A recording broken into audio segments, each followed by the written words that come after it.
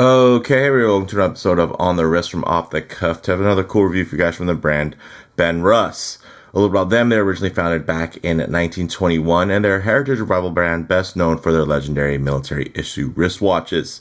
In terms of type of watch, it's a classic field watch. Some key characteristics and design language, you're looking for something within this space. Of course, you want to find a modestly sized piece with Arabic numerals, 12 and 24-hour scale, over a black or cream dial. This is known as their 3061 BU, and in the 1960s, Benrus released the original series 3061 of watches, and they were a civilian variation of the military issued DTU-2AP field watch. There's actually more to this legacy, which is the lights, camera, and action of it all. Benrus unveiled a thrilling reissue to the 3061, the watch that shared the silver screen with Steve McQueen in the heart-pounding classic Bullet. Now, the 2025 series 3061 captures the essence of McQueen's effortless cool while discreetly upgrading for modern tastes. The dial remains faithful to the original, but the case now commands a more contemporary 39.5mm presence on wrist. Visible through the exhibition caseback is the robust ETA 2892 movement with a 42-hour power reserve. These go for $1,800 direct, and this piece was kindly lent in by Benrus for the purpose of this review. So with all that said, let's go ahead, zoom the camera out, get this piece in hand, and take a closer look. Okay, guys, so clearly an absolute instant classic in terms of the design here. And again, slightly upsized, slightly elevated, right? Look at that. You got the applied indices, and that's going to be a make it for some folks. Like, that's going to make this stand out and justify its existence. And for others, it's going to be a break it. They're going to be like, well, I want the plain old and, classic, simple layout from previously. Here's the thing, guys. Those exist already. Like, all the old classics, they still exist and they're still available.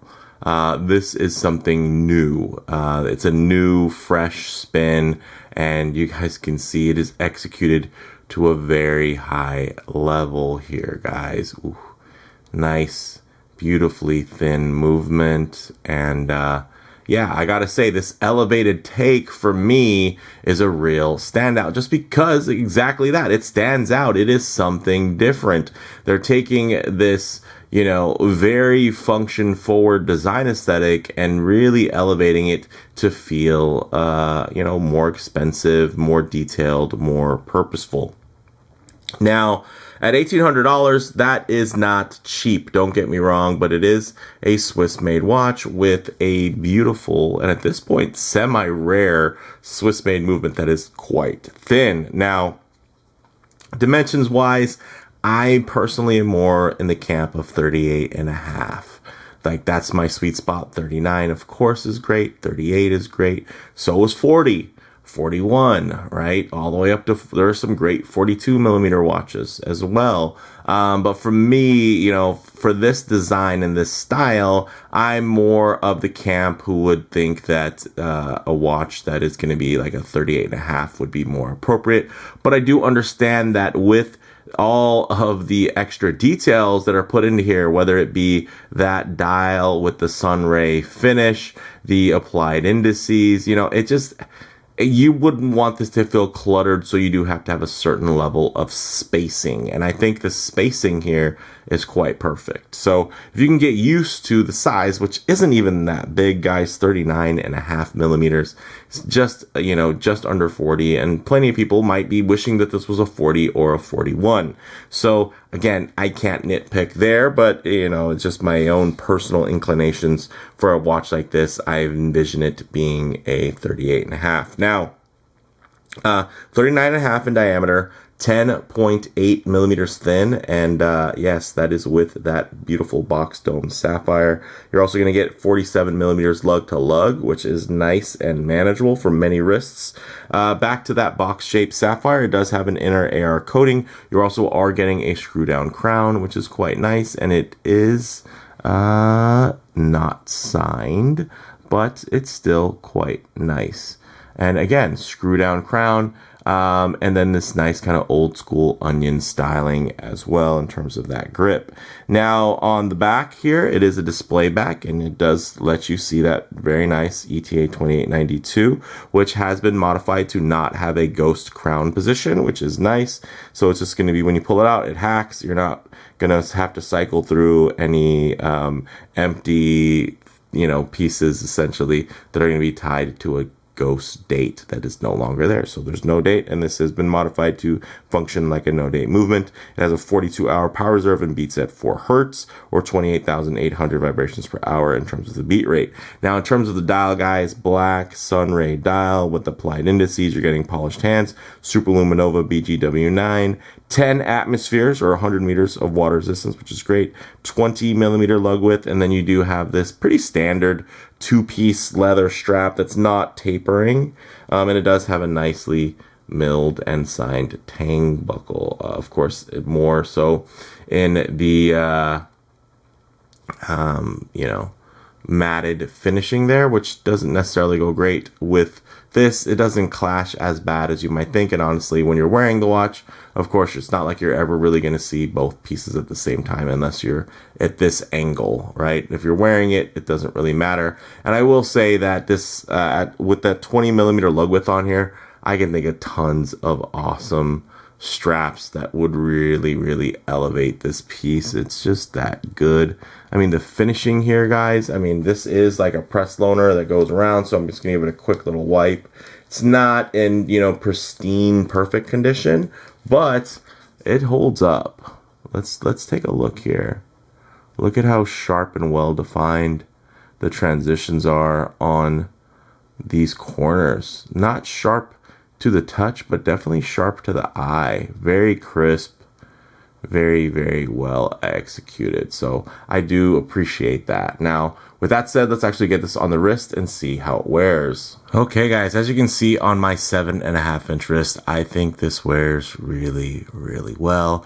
And again, the tang buckle doesn't throw it off as much as you might think, because you're really not seeing both finish at the same time, except for maybe when you're at this angle. But as you can see, if I bring my wrist a bit too close to the lens here, you're going to get quite a bit of perspective distortion.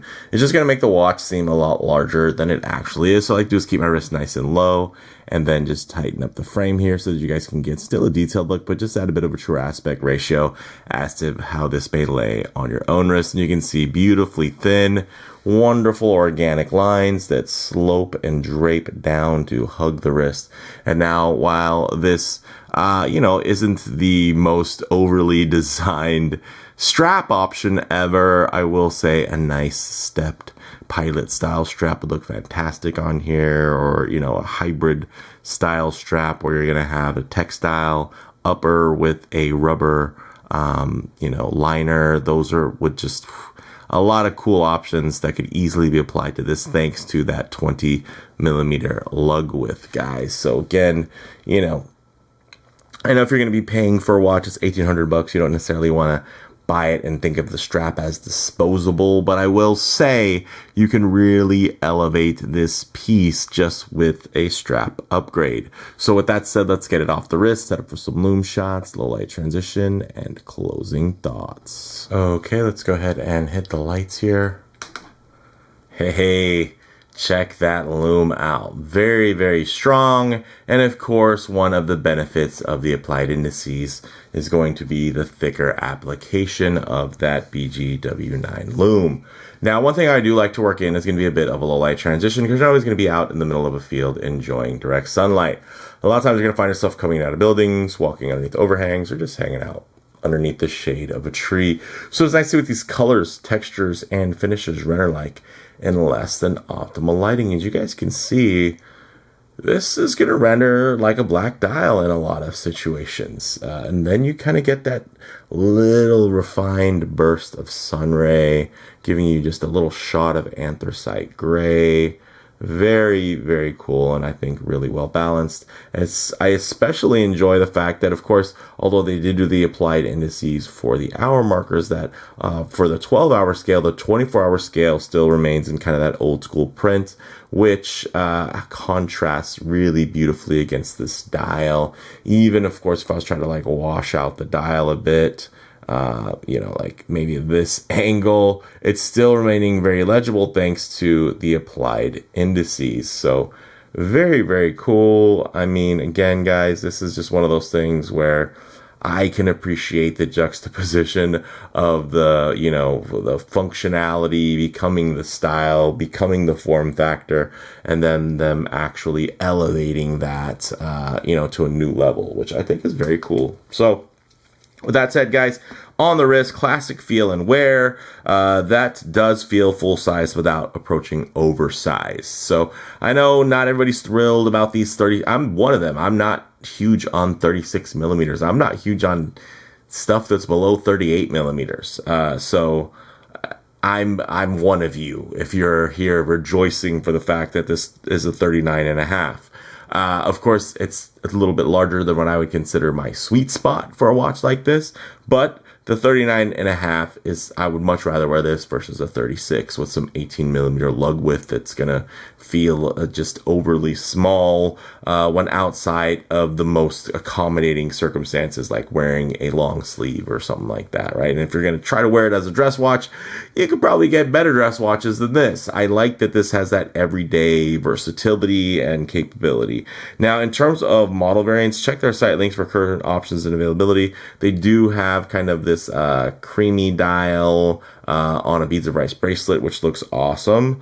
So check that out and let me know what you think of that one in the comments. Now, in terms of comparable models, while there are a lot more, this is a lot more expensive than your typical Hamilton Khaki Field, it's also a lot more refined and detailed. So it's not just an elevated price point. They have elevated the execution as well as the overall specs. So I can appreciate that. And, I would say if you're a huge Benrus fan, then that works for you. If you don't care about Benrus, then you can achieve a similar look for much less.